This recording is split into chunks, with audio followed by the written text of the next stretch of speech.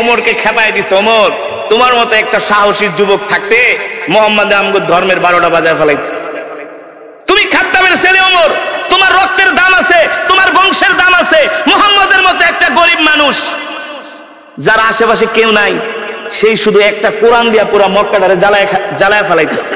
এটা ওদের ভাষা, ওদের ভাষা। মুহাম্মদরে থামাও, মুহাম্মদরে দমাও, মুহাম্মদকে সামনে বাড়াইতে দিও না। আমরা এত বড় বড় নেতা থাকতে মুহাম্মদ আমাদের সামনে এসে আমাদের ধর্মের নামে এসে অপপ্রচার করে যায়, এটা ওদের ভাষা। আসলে তো অপপ্রচার না, আল্লাহর নবী তো কোরআনের প্রচার করে, ঠিক কিনা বলেন? আল্লাহর নবী বলছেন, আল্লাহ তাআলা বলছে, হাবিব ইয়া আইয়ুহার রাসূল বাল্লিগ মা উনজিলা ইলাইকা মির রাব্বিক ওয়া ইল্লাম তাফআল ফামা বাল্লাগতা রিসালাতা। বাংলাদেশের কিছু মানুষ মনে করে শুধু ওয়াজ করা হুজুরদেরই দায়িত্ব। কিছু মানুষ মনে করে না যে ধর্মের কথা শুধু হুজুররা বলবে, না, ধর্মের কথা শুধু হুজুররা বলবে না।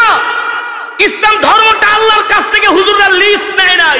এই ধর্মের কথা বলা, কোরআনের কথা বলা, রাসূলের হাদিসের কথা বলা প্রত্যেকটা ঈমানওয়ালা মুসলমানের দায়িত্ব, দায়িত্ব, কর্তব্য, ঠিক কিনা বলেন? আপনি একটা কলেজের, আপনি একটা স্কুলের প্রিন্সিপাল, আপনার দায়িত্ব হলো আপনি আপনার ছাত্রদেরকে কোরআনের কথা বলবেন, তাদেরকে দ্বীনের কথা বলবেন।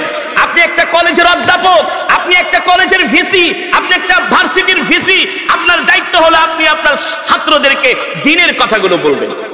আপনি দেশের প্রধানমন্ত্রী, আপনি রাষ্ট্রপতি, আপনি এমপি, আপনি মন্ত্রী, আপনি চেয়ারম্যান, আপনি মেম্বার, আপনি সমাজের অনেক বড় নেতা, আপনারও দায়িত্ব হলো কোরআনের কথা বলা, ঠিক কিনা বলেন? ঠিক না? এখন তো কিছু সাধারণ মানুষ মনে করে শুধু হুজুররাই বলবে, সব হুজুরদেরই কাজ। না, প্রত্যেকটা মুসলমানকে আল্লাহ তাআলা দুনিয়ার জমিনে কেন পাঠিয়েছেন? আল্লাহ তাআলা প্রত্যেকটা মুসলমানকে দুনিয়ার জমিনে পাঠিয়েছেন তার